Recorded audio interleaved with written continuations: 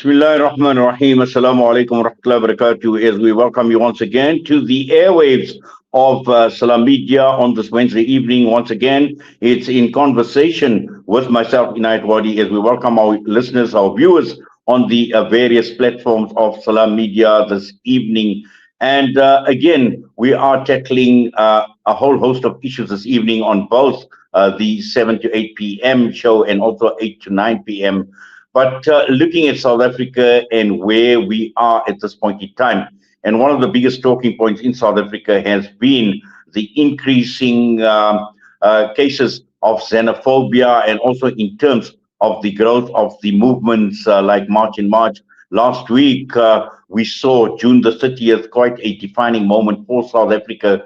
But when one actually breaks down what some of the root causes are, and one of the key issues that has been spoken about has been the job crisis in South Africa. And to a large extent, we've seen that the foreigners are to blame. And this is a question that we are asking this evening, is are foreigners to blame for the job losses in South Africa?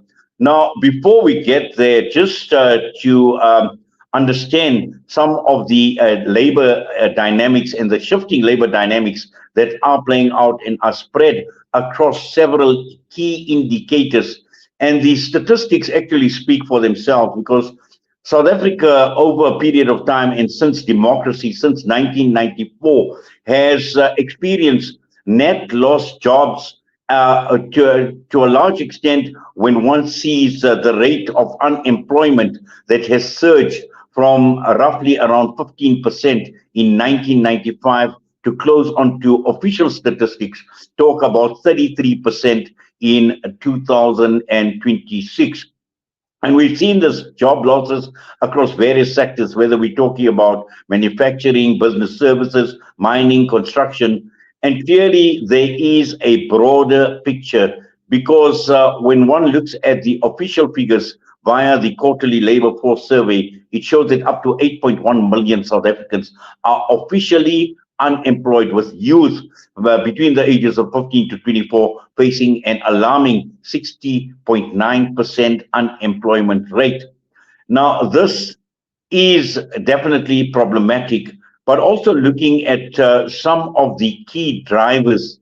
And we've seen economic stagnation in this country, a slow GDP growth. We've seen unstable exchange rates. We've just seen widening inflation. We've seen infrastructure collapse in this country, where we've seen the operational and financial decay of key state-owned enterprises like Eskom, Transnet, and also crippling with manufacturing, with supply chains. And all of this put together tell us that we certainly have got a major problem. And it's not that we haven't tried to address the problem. We've seen a number of economic, social summits. We've seen the presidential job summits taking place. We've seen organizations like NADLAC holding annual summits, but we certainly are definitely in a problem. Now, also a survey was done in terms of foreigners and jobs in South Africa, and they make up only 4% of the workforce.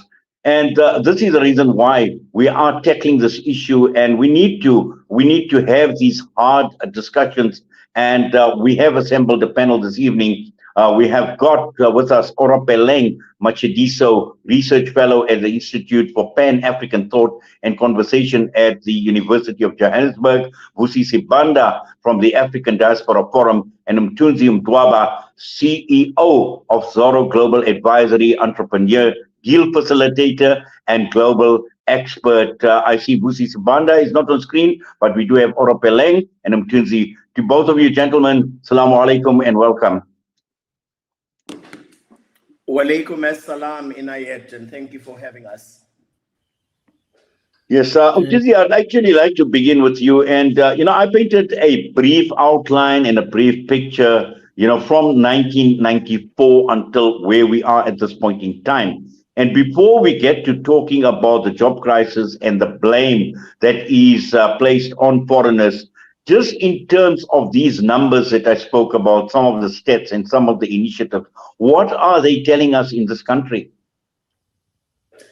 Thank you again, Inayat, Shukran. I think that, I heard the stats that you were sharing with us, but it's not a very simplistic picture, of course. One needs to be very careful with stats because you need to give context. Yes, in 1994, 1995, we had 15% unemployment. Between then and now, sitting at 33% unemployment, and having 8.1 million South Africans unemployed, and 60.9% of that being the youth, there's a multiplicity of issues. One, we have had a situation where we always have had policy strength as a country. We've always had a rights environment that is strong, but we've never been able to implement any of our policy stipulations and legal framework. We have failed to do that. And in this instance, I think one needs to know that South Africa has had issues with their creation of jobs because we've just never really had an employment policy in the country. We've never had a firm appreciation and understanding of the skills we have and the skills we don't have. We have heard that there was a draft circulating at the Department of Employment and Labor a few months ago. It may well be that it's almost ready, but we've never had it. That's point number one. Point number two, we've struggled with an industrial strategy, and recently one has come out. And as a result, we've lacked the focus that is required to be able to create jobs. But we also need to pay cognizance to the fact that in 2008, 2009, when I think we're sitting at about maybe 20% unemployment, 2021. When we went into the global financial crisis, as a country, we were one of the first to respond to the financial crisis.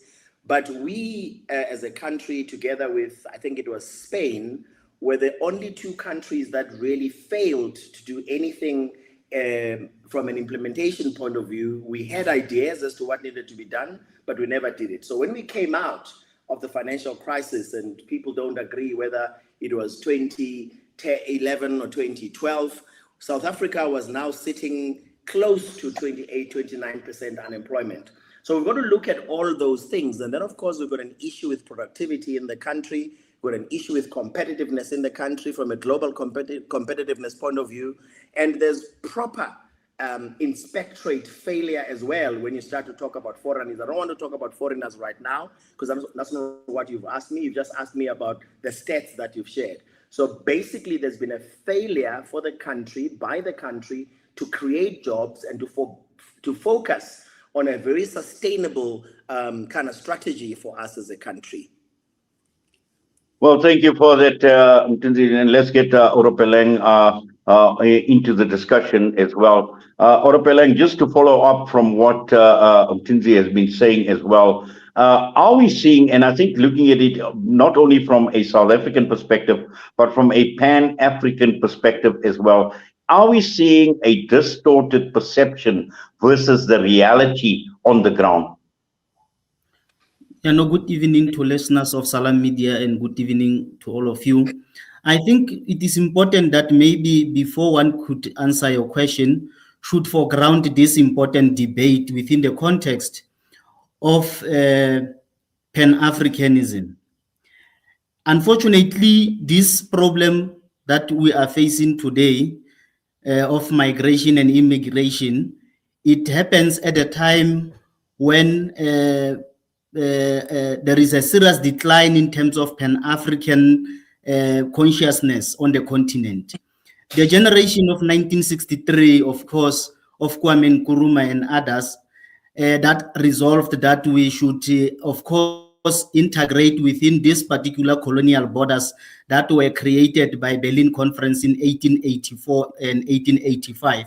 But there's never been a concrete and scientific program to conscientize Africans within the African Renaissance and Pan-Africanism to ensure that the program become people-centric rather than leader-centric. It has been leader-centric. That is why after that generation left, there has been, of course, a decline or abandon of that particular program. That is why it's easy for Africans to resort to hatred, hate speech, and violence within that particular context. But let me say this, as I, of course, as a launching pad to this particular important discussion. We must agree that we might say that the undocumented foreigners should leave the country. But there's never been anybody who came with a scientific research to prove that after their departure, there's going to be a resolution, there's going to be a solution to unemployment, crime, and poor service delivery. But as and when we engage on this important matter, I think as we are laying ground, it is important to remember the historical event of 2008. The very same thing happened. The conditions might have been different, but the very same thing happened. And what also was a problem was the whole issue of governance of migration in the country. We should also ask ourselves this particular question, and of course pose it to the leadership of this particular country, that what has happened since 2008, when this particular problem emerged in terms of governance of migration and immigration, and addressing the issue of structural economic stagnation, unemployment, and corruption. Because if we are not going to holistically address this particular issue within a particular framework, we are likely to have a serious challenge that after the illegal or undocumented people left the country, we'll still have this particular problem that we are encountering. And as we encounter this particular problem, it is going to manifest through tribal setting or tribal hatred, because once they realize that now the foreigners have left and the problem has not been resolved, we are going to start having a situation where country B, that is dominated by a particular ethnic group or tribal group, it will start saying these ones are taking our job, they must go back to countries, to the province C of their origin. So it is important that this must be framed within a correct framework. Well, certainly, Orapeleng, and I think also Mthunzi, just looking at what Orapeleng is saying as well, and when he speaks about governance of migration, or even in terms of accountability and responsibility for migration, now one can just unpack so much from what we see playing out in front of us, because the key issue here is foreigners are actually blamed for job losses in South Africa. And primarily, you know, when we talk about adding context to what we want to say, there is a severe structural unemployment crisis in this country. And a large number of South Africans, and I'm not too sure how authentic this research has been, Mthunzi, where 7 in 10 citizens in South Africa believe migrants are taking local jobs. And the figure that I quoted was less than 4% of foreign nationals are in formal employment. Now, what does one actually, you know, or how does one respond to these localized perceptions of job displacement or joblessness running high in the country? So thank you again, Inayet. I think, Inayet, now that you are getting onto the issue of foreigners, I need to first of all sort of reiterate some statements I've made in the past when you've invited me to your show. And the first one is for me to always start by saying South Africans and Africans have an inability to be xenophobic. We don't have such a thing. And I broke down what xenophobia means in terms of xenos and phobos. We don't have that. Secondly, we need to be very careful with the narrative that has been loosely and mischievously used and intertwined by way of obfuscation, where people confuse migration with illegal migration, okay? Now, legal migration is always sound. And you remember when I ended, you know, my statements in your show last time that I said, you know, migration has always been shown to grow economies all over the world. It's not just a matter of the developing world, it's also the developed world. There is a trend that shows growth. The research you are quoting, I'm not aware of, and I'm always very skeptical of research, given the way in which it is conducted by most houses that do research. But you cannot blame foreigners. I want to repeat, you cannot blame foreigners for a loss of jobs, but there are certain elements we need to cover. Okay, so when we are talking about illegal immigration, remember that some of these illegal people are the ones that are able, together with the collusion or together with the collaboration of very mischievous employers on the ground, that in a way of avoiding the Convention 131 of the ILO, the minimum wage dispensation that South Africa has got, they will have low-earning jobs that they set aside for people that they know they can exploit, right? And you'll find these in restaurants, you know, petrol attendants, you'll find painters, builders, backyard mechanics, Mr. Delivery, Checker 60, you know, trunk companies, and all those jobs where mischievously employers will actually, South Africans will go and hire people that are illegal immigrants. Why? Because it is easier for them to exploit them. It is easier for them because they are desperate to accept jobs that fall below the minimum wage. And there, yes, there's a contribution by foreigners, but when I mention this, it is illegal foreigners, not the legal foreigners, because the ones that I hear on legal permits, one has to also assume, even though we know there's a systemic failure in South Africa, one also has to assume that they're also bringing skills that we may not have. But remember my introduction, that by way of our employment policy structure and strategy that has been wanting, we have no idea really what skills we have in South Africa and what skills we don't have. But if you were to accept that there are certain jobs that are set aside for people who don't have papers, who are undocumented, from that point of view, even though it's small, comparatively speaking, the foreigners can be blamed for it. But overall, you can't blame all migrants because that would be irresponsible and reckless. You can't blame everyone that comes out of South Africa because for me, the 4% you talk about sounds just about right. But the real elephant in the room is that the South African government has failed to enable the creation of jobs. The South African government has failed to actually find a way in which we have a structured approach to what our economy requires, to economic development. But we also have, and I've experienced this personally, we also have a situation where when you are trying to create jobs in South Africa, you have departments of government at national and provincial level that actually fail to do things in a manner and a process that is transparent.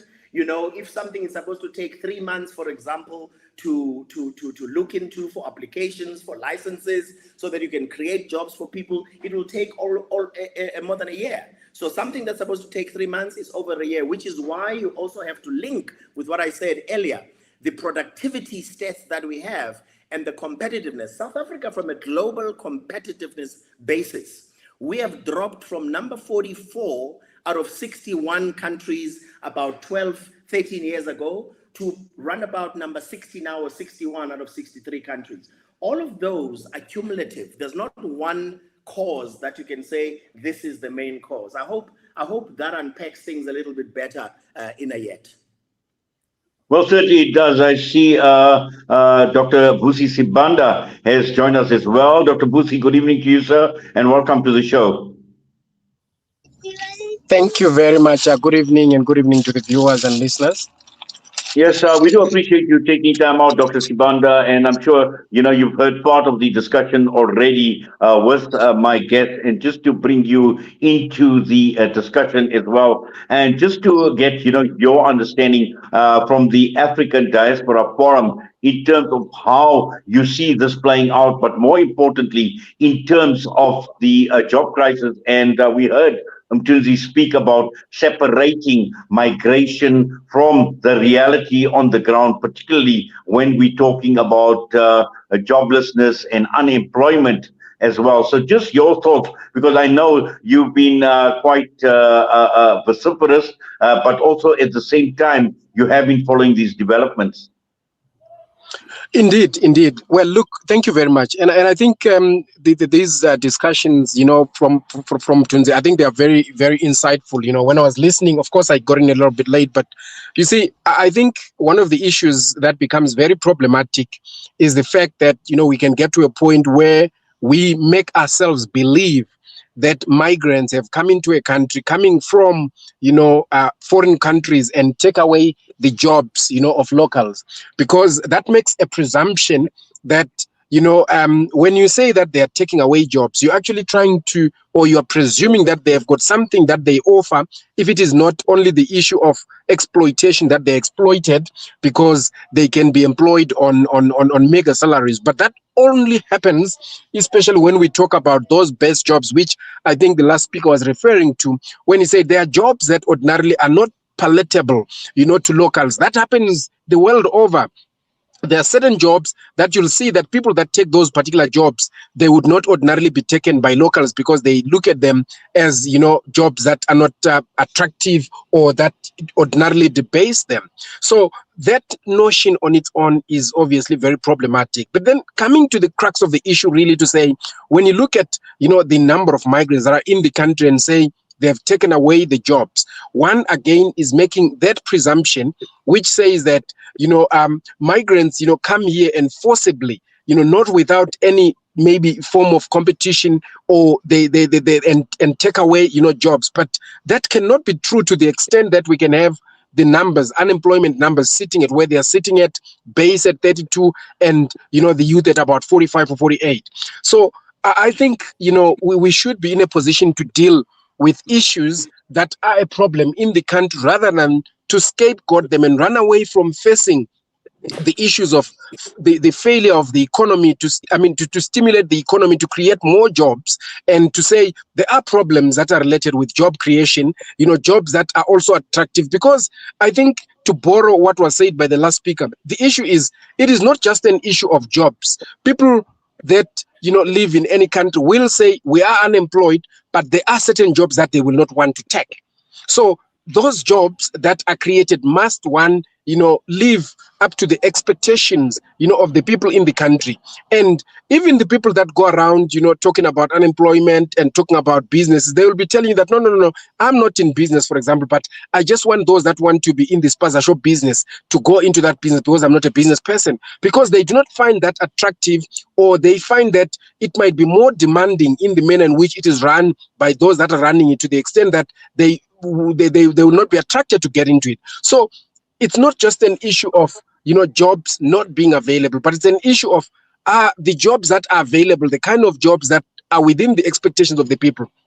You've got graduates. So many graduates are unemployed. But if you tell the graduates that are unemployed that go and work, in a spaza shop and be employed as a shopkeeper, assistant, they'll be laughing at you. So if we were to talk about that, the migrant community that is employed in professional jobs is only those that, fit the caliber of critical skills. And those that are not critical skills are people that are qualified enough, that have left their countries because they could not maybe find those jobs, and would not ordinarily come and settle for a job that is paying them much less than what they are worth. Well, certainly, Dr. Vusi, find it for them to leave, the country and go somewhere else, to find another job. Yes, Dr. Vusi, but I think Dr. Vusi speaks about, and he mentioned the word scapegoating. And I think this is important because this is a word that is a term that is used very, very often these days. And I'm not too sure how loosely the term scapegoating is used. And this in reference to anti-immigrant sentiment that actually exists. And to a large extent, we know social media is to blame, and that is out of control at this point in time, because a lot of the type of scapegoating that we see appears mainly on social media, and just your thoughts looking at it from an African perspective, where social media is being used to scapegoat migrants and people from other parts around the continent. Yeah, no, I think it is important. Thank you very much. I think it is important to indicate that part of these particular problems are created because we are living in the world or in the times of misinformation and disinformation.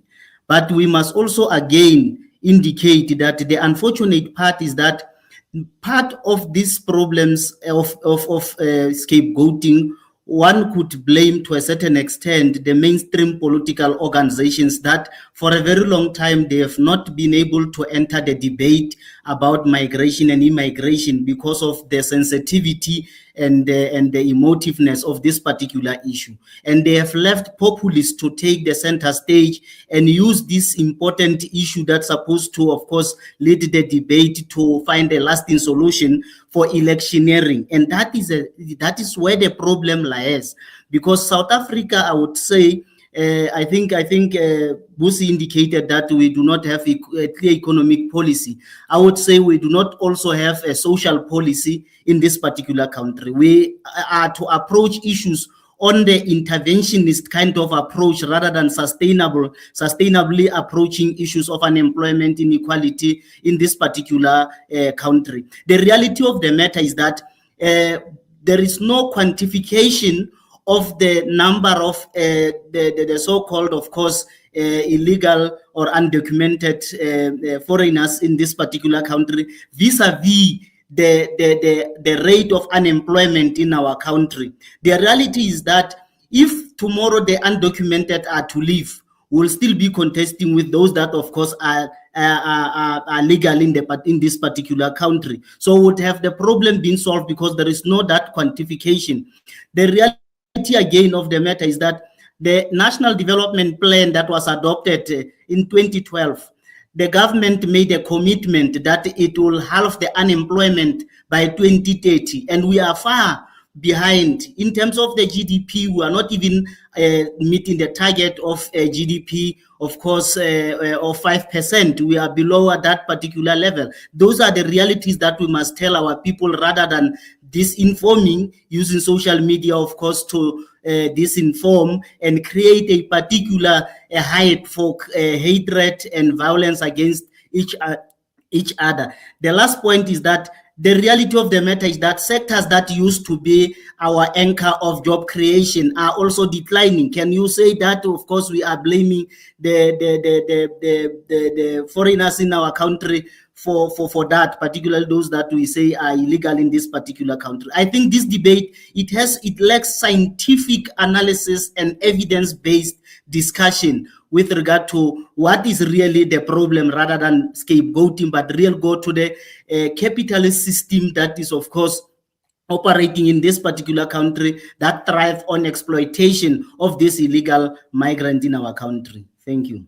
Yes, I will be asking Mthunzi to comment on what you are saying in terms of a scientific basis and also in terms of evidence base. But before that, I need to go for a quick ad break. So, gentlemen, I'm going to put all of you on hold and we'll be back in a little bit. Thank you.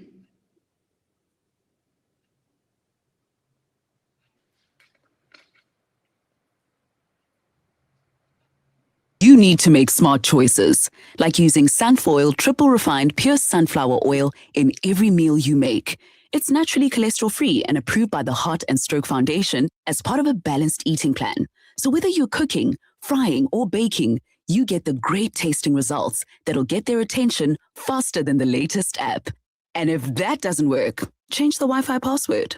Sunfoil. Now we're cooking. When the perfect blend of stylish decor, exquisite halal cuisine, and warm hospitality come together, it could only mean Albeit Lodge, your true home away from home. Albeit is the ideal heaven for families, business people, and tourists with its 4-star family rooms and other luxurious facilities. Conveniently situated close to Port Elizabeth Airport, the beach, and other amenities, your stay will be truly unforgettable as you'll be taking home lasting memories of the warm hospitality, the serenity and tranquility that Albeit has to offer. For reservations, call 041 583 6415 or visit www.albeitlodge.co.za. Yasin Badat Financial Advisory. Are your financial goals feeling out of reach? Yasin Badat Financial Advisory is here to turn your aspirations into achievements. Our dedicated team, armed with a history of success, is ready to guide you through the complex nature of financial and investment planning. Whether you're a seasoned investor or new to the game, our personalized solutions cater to your unique goals and risk appetite. Trust in our commitment to transparency, integrity, and excellence. Ready to unlock a world of financial freedom? Partner with us today. Call Yasin Badat Financial Advisory at +27 33 346 2071 or visit www.yasinbadat.com. Yasin Badat Financial Advisory, guiding you to financial success. Africa. Give the gift of clean water with Africa Muslims Agency.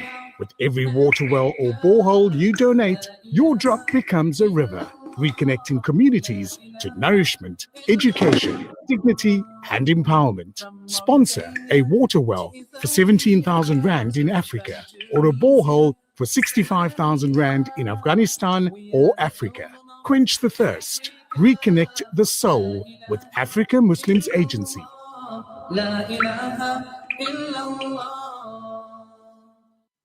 Listen to something fresh. Listen to Salam Media.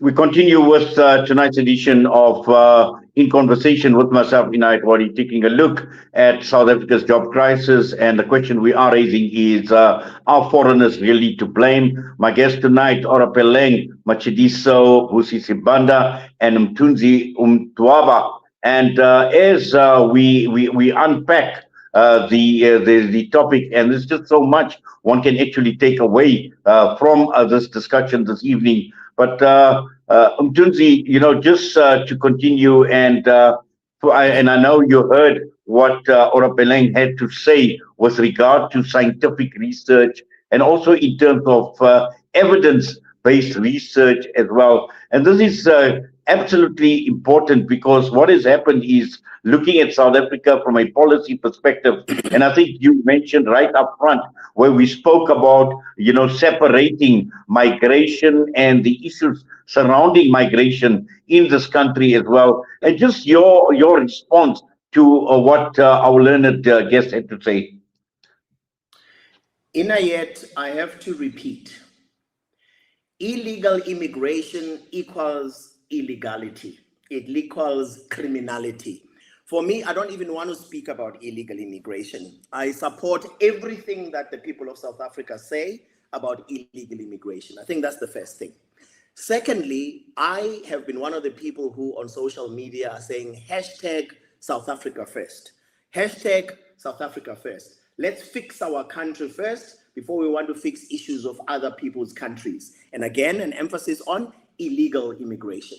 Insofar as migrants are concerned, coming into South Africa legally, who are filling in the gaps we have, who are filling in the gaps we have in skills, who are filling the gaps we have in our economy, who are filling in the entrepreneurship gaps, please let them come. As long as they are legally documented, and as long as scientifically, as South Africans, we know that they are coming to fill a gap that we don't have in terms of skills, whatever the level of skills. This is important. Now, I heard Dr. Sibanda talking about palatable.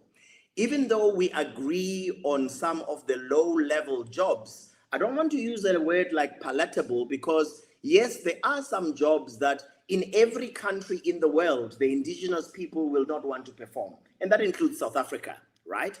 But I do not want to make it a generic issue that we have jobs that are not palatable, because when it's a low-earning job, I meant that it is because it is a job that the employers of South Africa who are mischievous, who are participating in the illegality, who are participating in the criminality, who are taking advantage of the illegality, they want to pay less than the minimum wage as per Convention 131 of the International Labour Organization. And South Africa is particular about that. The people of South Africa fought very hard to have the minimum wage through their struggles over the years.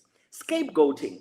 Yes, scapegoating happens. Other people are always going to mischievously leverage situations to suit themselves, particularly politicians, particularly people that seek to get points at the expense of other people. But we must also not generalize.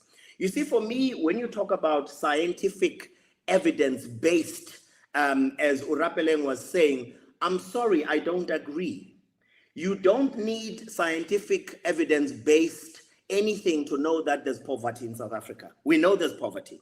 You don't need scientific evidence-based to look at whether we have unemployment or not. Our employment is rife. It's at 33%. Yes, because we, South Africans, our government, our people are failing because we've got the wrong people sometimes in positions. We have some amazing people in government, but the majority of people are incompetent in our government. And you find that the number of incompetent people, people who don't know how to create jobs, people who don't know how to create sustainable enterprises, people who don't know how to ensure we're a productive nation, people who don't know that we are competitive enough, are there in abundance. And people who are corrupt, as we see in Madlanga Commission, are also there in abundance. People who seek to enrich themselves. This is a South African problem. It's not a foreigner problem. I want to first answer your question categorically. Is this crisis because of foreigners? No, the crisis is not because of foreigners. But there are certain elements and pockets of contribution by illegal immigrants through drugs, for example, some communities. And I told you that all of these people go into the townships, they go into the rural villages, they go into the places where fellow Black people who are poor and unemployed are to be found. Not where we sit behind big walls in Sandton and Sandhurst and Camps Bay and all these places that you can find throughout South Africa, right? So for me, we need to find a way where as South Africans, we are able to go back to the drawing board and say, we need entrepreneurship. We need to talk about innovative spirits. We need to talk about creativity. We need to talk about funding that. We need to talk about creating ecosystems of employment that is sustainable. We need to talk about intensive job creation, very intensive and intentional, deliberate job creation. We need to talk about an employment policy that is driven by people who know. But unfortunately, we've got people in South Africa that for me, I never refer to as leaders. People in authority that do not know the difference between things they know and things they don't know. And people who claim to be leaders, but who don't know what they don't know.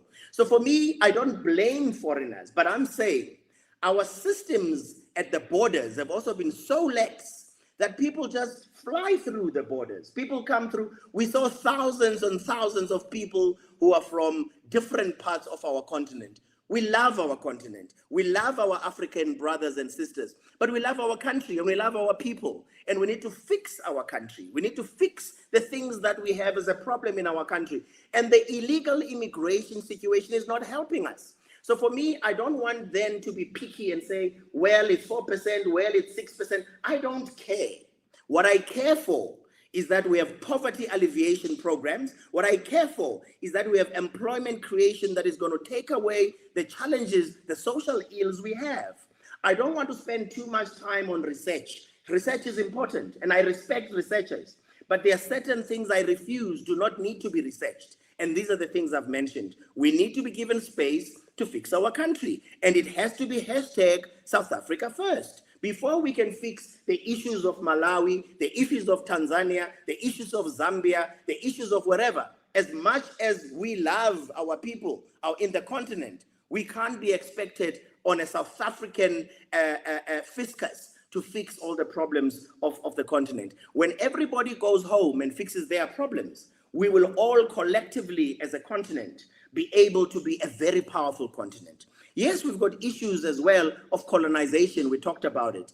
And people tend again to use that as Black people, we tend to think other Black people are easy to attack. But it's not as easy as that as well, because as I've said, people compete at the level of the poverty. People compete at the level of the unemployment. People compete at the level of the issues that our people, the majority of our people have. But I'm not wanting us to focus in the wrong areas here. Our government has failed. We have failed our people, but we need to be given space to fix those things as a South African people, without people blaming us as well, and what's the word I'm looking for? Emotionally blackmailing us that, oh, South Africa is, we're not xenophobic. I refuse. We don't hate people. We don't hate anybody. This is for me.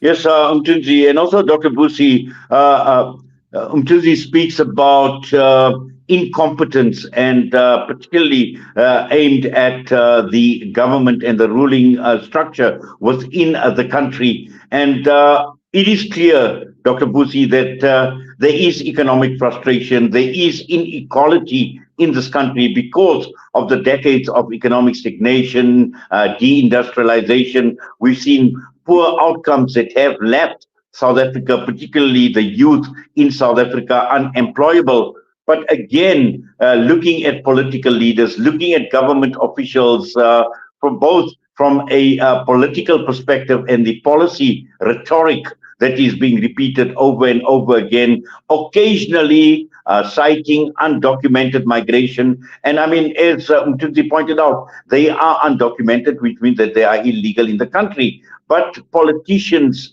will be politicians when they occasionally cite undocumented migration as a contributing factor to joblessness. Dr. Vusi? Yes, thank you very much. Look, I think one of the issues is that we need, South Africa as a country is a country that has got laws that deals with equality, hate speech. We have got the National Action Plan. And in my view, I think that even the politicians that politic and use, such cheap statements that create havoc in our society, which lead to incitement, should be held to account, because there are laws and mechanisms to deal with that.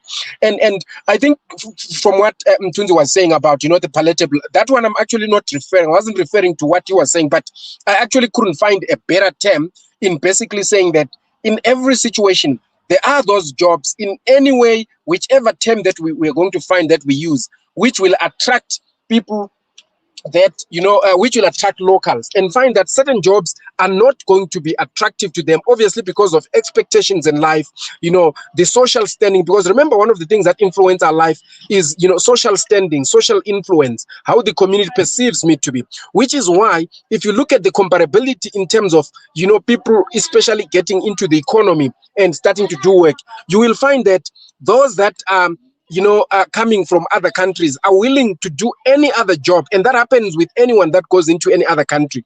They are willing to start at the bottom. But if they are in their country, where they are their peers, people that they grew up with, where they live, for the community, they are worried about perception, social perception. They will always be very choosy.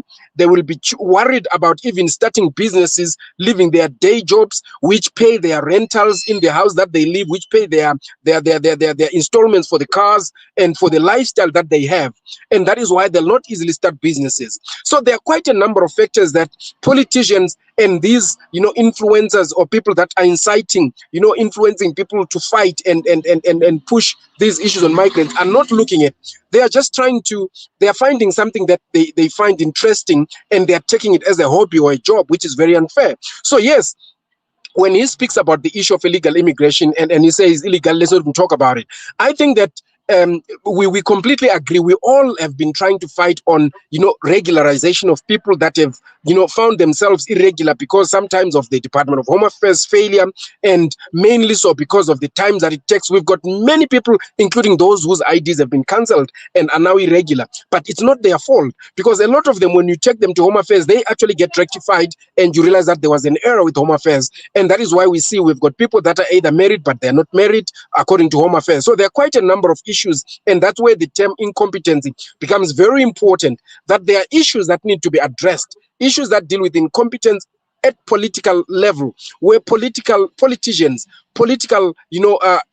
political organizations are showing a lot of incompetence even in the claims that they make, because they make claims that are not only reckless but that are very dangerous and that are murderous, because they lead people, to killing each other. So true, the facts that we are facing and that we are looking at as a country, especially South Africa now, is that whilst there is high volumes of migration coming into South Africa, but there are certain statements that cannot be true. And even if there are researches that come up, and I think Mthunzi mentioned the issue of sampling, that look, the issue with research is that it always works on sampling, and it does not, it holds all other things constant, obviously, after a small population has been taken.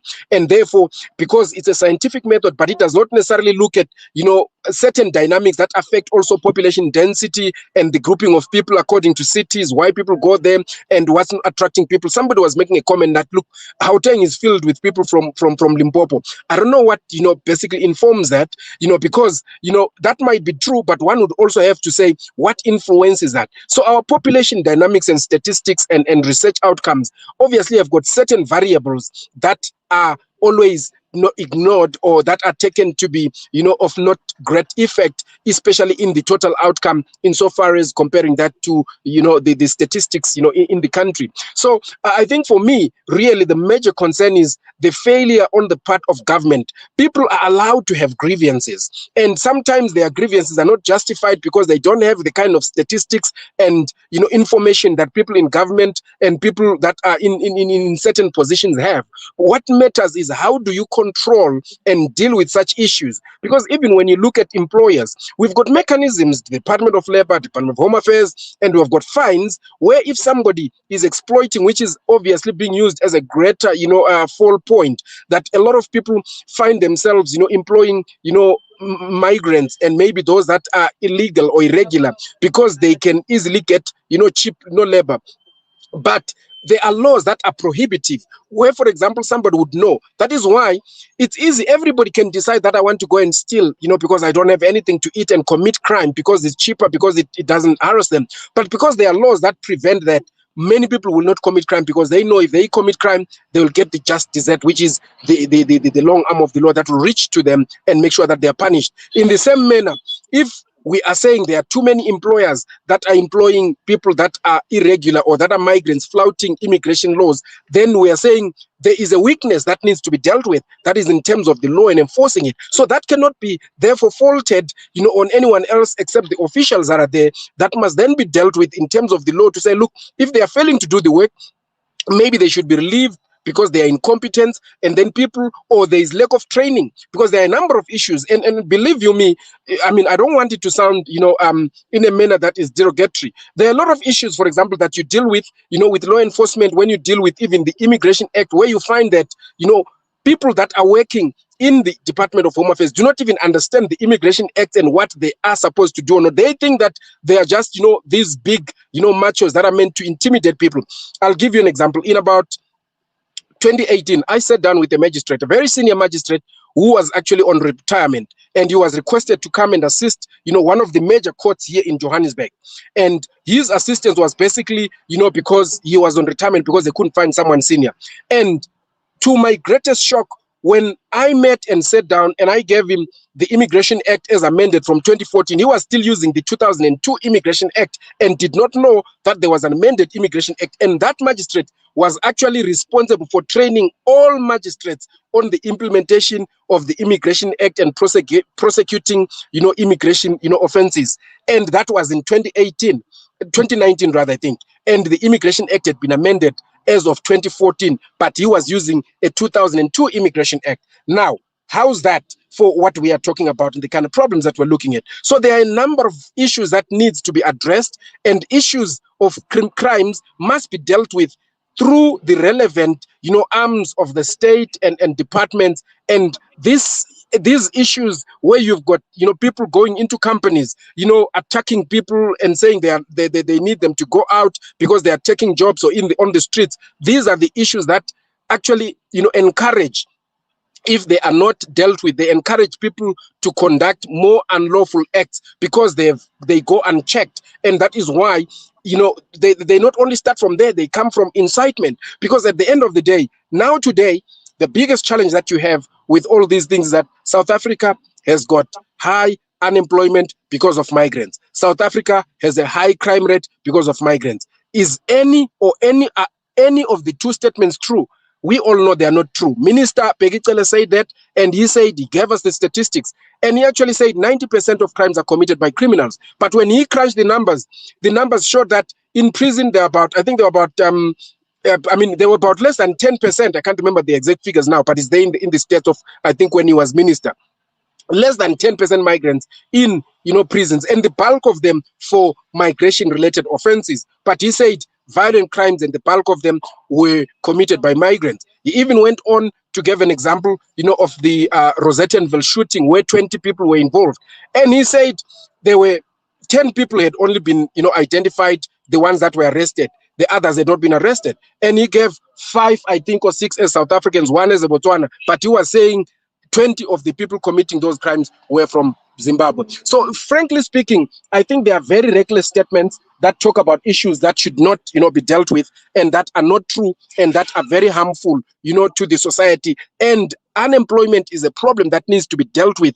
On the face of unemployment, what are the factors? How do we deal with unemployment? The world over, unemployment is a problem, but it does not help us, to then use vulnerable groups like, migrants. The issue of, cheap labor was dealt with in 2010 to 2014. COSATU held what we called vulnerable task team meetings, where from that particular moment on, trade unions are able now to recruit even migrants who do not have the 13-digit barcodes into their system, so that they also become members of trade unions, so that they are not exploited. That cannot be used today as an excuse that, employers want to exploit these people because they cannot join trade, because there are trade unions across the board, and they have got access even to migrants that can now not easily be exploited. So there are issues that we really need to make sure that we deal with them in such a manner that we are going to see, social cohesion, integration taking place without alienating even South Africa as a country, creating the kind of animosity that we are creating across the globe based on just a very small group of people that are, fanning, wrong information and hatred, amongst residents and citizens. Thank you for that, Dr. Vusi. I see we do have about 8 minutes to go, and just to get to you, Orapeleng, once again, and Dr. Vusi speaks about social cohesion, but I'd like to look at it from an African perspective, a Pan-African perspective as well, in terms of continental solidarity. And what does this actually mean for the African continent, particularly looking at solidarity? And South Africa does obviously enjoy a high standing on the African continent. No, thank you very much. I think first and foremost, let me make this statement before I answer your question. So that I must not be misconstrued. I support the view that all the illegal migrants in South Africa must leave, because we are a country, we've got rules and regulations, we've got laws that governs this country. But however, what I refuse to agree with is the narrative that is perpetuated to say South African problems of unemployment, inequality, crimes, as a result of this. Yes, I agree with one of my colleagues here that, of course, to a certain extent, they contribute in terms of drugs and so on and so forth. But the point that I'm making is that as and when we resolve this problem of illegal or undocumented people in the country, we must holistically deal with the issues that, of course, are creating conditions for such. And that is why I'm saying our debate should be framed. One, for an example, the African Center for Migration and Society and Migration for Work Research Consortium indicate that majority of the works that the migrants are doing are within the lower paying jobs. That is a research. Unfortunately, as a researcher, we don't just dismiss research. We rather look at the weaknesses within that particular research and maybe commission a particular research and to actually close that particular gap. But what I'm saying is that as a result of capitalist system and privatization and deindustrialization, the capitalists take advantage of exploiting these particular illegal migrants in our country. I'm saying when we resolve this particular issue, we must couple it on how are we going to solve these particular issues. Because as and when we spread this narrative that is unscientific at times, we will have situation where after this particular, all of them have left, and I'm saying they must leave. But we'll still be having these particular problems that, of course, some ordinary people are misled about that are created by this particular illegal migrants. So what I'm basically saying is that let's deal with these particular issues holistically. Let's engage on issues of governance. There are cases where the Home Affairs officials, of course, are neglecting their responsibilities. Some people are delayed to get their papers, and as a result of that, if they are found without papers, they are being dealt with. On the issues of drugs, yes, those that are, whether they are legal or illegal, once you find having committed that particular corruption, you must leave. But the basic point of departure should be, when we address that particular issue, we must address it in such a way that even beyond them departing, that particular issue is resolved, because we might have situation where they are conniving with some of us as South Africans to sell these particular drugs. They might leave and go back to their countries, but still find a way, because of their borders, find a way to bring drugs in their absentia. So that is basically what I'm saying. Holistic addressing the problems that we are confronted with. It is what I'm arguing. Not necessarily to say these illegal migrants should be left here. They should leave. But the last point for answering your question, I think what also has to happen from a Pan-Africanist point of view is that leaders of our continent, African Union, annually in February, they meet in Addis Ababa. But the problem that they are failing to do is to call each other to order, to say you are failing. As a result of that, people are leaving their country, coming to South Africa. Let us fix this particular issue of development in our country, so many people should not just leave their country for greener pasture in a particular country. So the point that I was also saying is that if we are not careful in addressing this particular issue, I'm a social activist again on other part of my responsibility. I know for a fact that if this problem would not be solved, it will lead to now internal tribal wars or tribal attacks, because already in other provinces, you find that a person would say people of Limpopo or people of this particular country, of this province, are coming to our province to take our jobs. The narrative that is going to be created will be, now because of we have dealt with that, now let's internalize it and deal with it from a provincial perspective, and which is a problem that we do not want to face at a later stage. We need to tell our government that you are failing, and this issue of deindustrialization is creating a serious problem, because now many of these private-owned companies are hiring these illegal migrants. And we might find, if we do not, we might find if we go deeper in research, you might find that some of these companies are even facilitating this illegal entry into the country. So we need to go deeper. Orapeleng, sorry, can I just stop you? We've actually run out of time, and I just want to give Mthunzi the final word, and just to sum up in terms of what we're saying, and also just some of your thoughts, with the discussion we've had, Mthunzi. Your mic is muted, sir. Sorry. Very quickly, I agree with some of Orapeleng's summations on a holistic treatment. I'm all for it. We must have a holistic treatment. I'm happy it's come out clearly that illegal immigrants must leave, because they have to. I think we can't be, and for me, I say by a process of elimination, let's eliminate that which does not belong to South Africa, so we can clean up.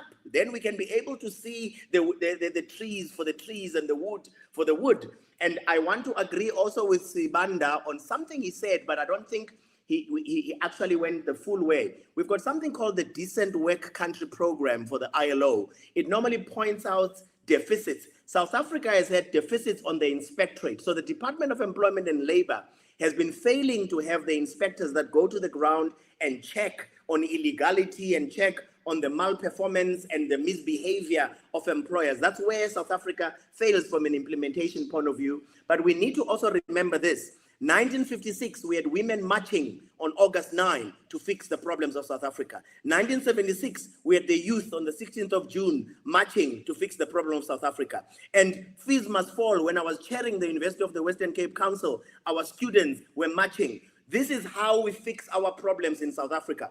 Other people must fix their problems in their countries. We fix our problems. We have problems, but we shall fix them. And I think it needs to be clear that, yes, we've got people flouting laws, but that's because we don't have a willing political will at the top. We don't have, unfortunately, the competent people we need in many parts. We don't have the issues that can remove the corruption. Since the Madlanga Commission, I think things will get better. So we are fixing things. So that is my summation. The summation is the foreigners are not all the problem. They contribute to the problems, but foreigners that are illegal are the main problem. The ones that are coming to fill the gaps, we can use the signs that Orapeleng is talking about as to what skills do we have, what skills don't we have. We can also use them for what Dr. Sibanda is talking about, to say, you know, let's get people in certain jobs because South Africans don't want those jobs. But it must be because it's proven that South Africans don't want those jobs and that South Africans are refusing to take those jobs.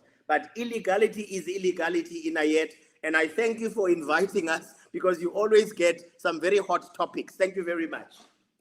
Well, thank you. Thank you very much for that, Mthunzi, for your sentiment as well. But I must say, a robust discussion, and this is exactly what this program is actually meant to be, is to have these type of hard discussions. And I thank all of you, each and every one of you gentlemen, Orapeleng, Matshediso, Vusi, Sibanda, and Mthunzi Mdwaba. Thank you. We sincerely and truly appreciate you taking time out. And you just add that extra value to Salam Media, and hoping and looking forward to further discussions as and when they arise. But for now, I wish you all three all the best. Please take care. Thank you very much. Thank you very much. We never saw Dr. Sibanda. We hope it was not an AI-generated situation, but, you know, Dr. Sibanda, I hope you are real behind that, because I never saw you. Well, I am as real as they come. I would also like to see him. Thank you. Yes, no, he doesn't want us to see him clearly. Can you just show your face, Doc? Well, actually, I'm not at home. I'm in a dark. If I open my camera, you'd see. Look, I'm practically you know, in a car, and it's dark. Yeah, so that's why we ended up, you know, settling for audio. And it's a problem. It's a problem to be in a dark place because we are dark people. You know, we can't see each other. Well, very true. Very true. You see. Yeah. Well, thank you once again, gentlemen. All the best, really. And with that, we've come to the end of part one of tonight's discussion. And I must say, very, very robust indeed. And taking a look at South Africa, the job crisis, and more importantly, looking at the issue of foreigners, both legal and illegal in the country. And with that, we're going to go for a break. We come back. Our next panel discussion tonight, taking a look at another milestone. We're taking a look at 1,000 days of the genocide that has been unfolding in Gaza. We're going for a quick break. We'll be back with our next panel immediately after this.